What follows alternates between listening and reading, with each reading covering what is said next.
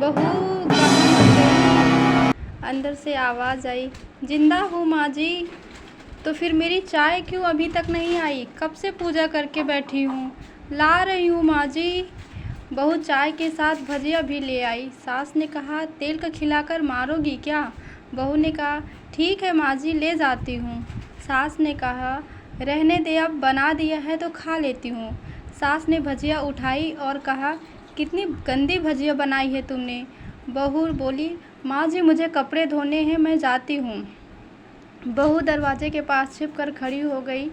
सास भजिया पर टूट पड़ी और पूरी भजिया खत्म कर दी। बहू मुस्कुराई और काम पर लग गई।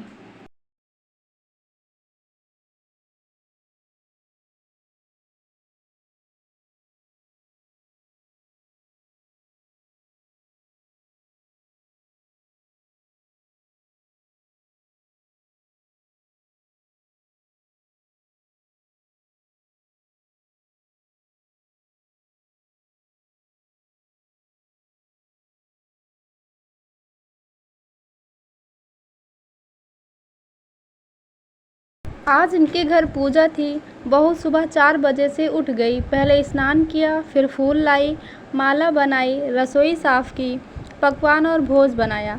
सुबह के 10 बज गए। अब सास भी उठ चुकी थी। बहू अब पंडित जी के साथ भगवान के वस्त्र तैयार कर रही थी। आज ऑफिस की छुट्टी भी थी और उनके पति भी घर पर ही थे। पूजा शुरू हुई।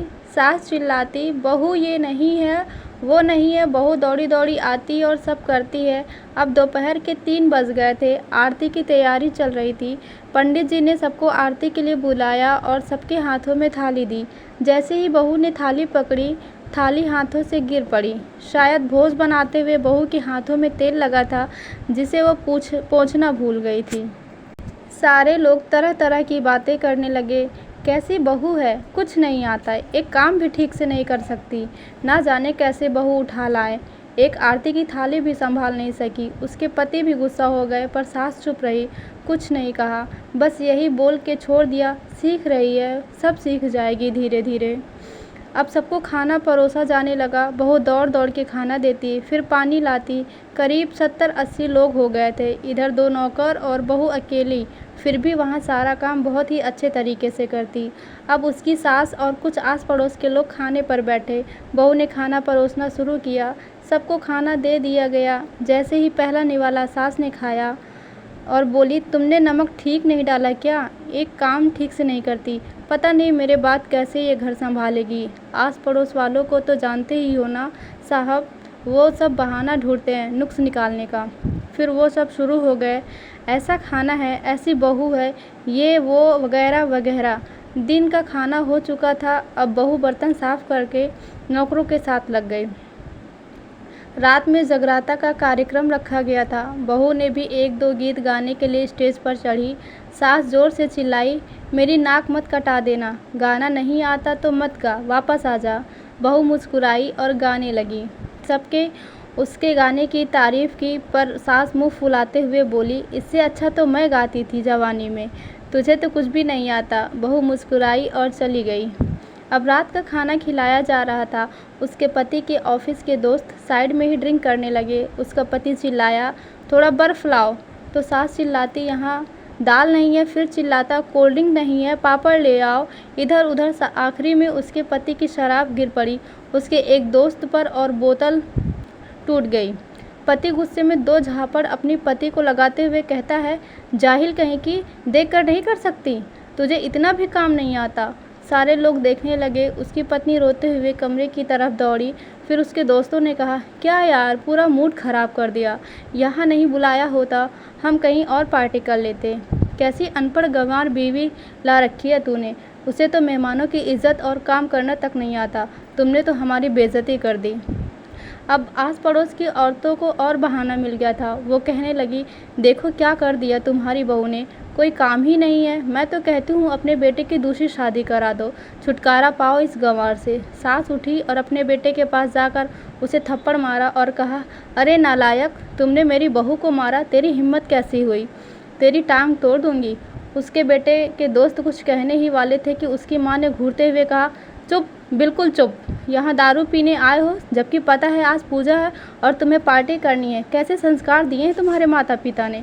और किसने मेरी बहू को जाहिल बोला? ज़रा इधर आओ, चप्पल से मारूंगी अगर मेरी बहू को किसी ने एक शब्द भी कहा तो। अरे पापी, तूने उस लड़की को बस इसलिए मारा कि तेरी शराब टूट गई।